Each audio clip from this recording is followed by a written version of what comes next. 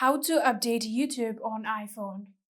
Well, it's very simple. First of all, open your App Store, and then from here, you'll need to get to the search page.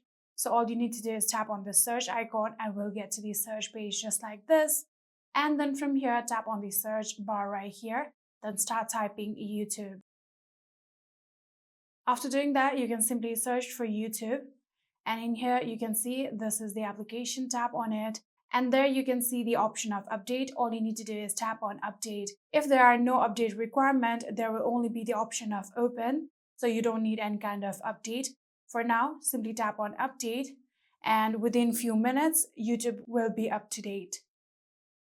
Just like this, here you can see we have successfully updated our YouTube. Now there won't be any kind of app crash and you will be getting the latest update of YouTube. And that is it. I hope this video was helpful to you guys. If it was, please do not forget to hit that subscribe button and like our video. Thank you so much for watching. See you in the next.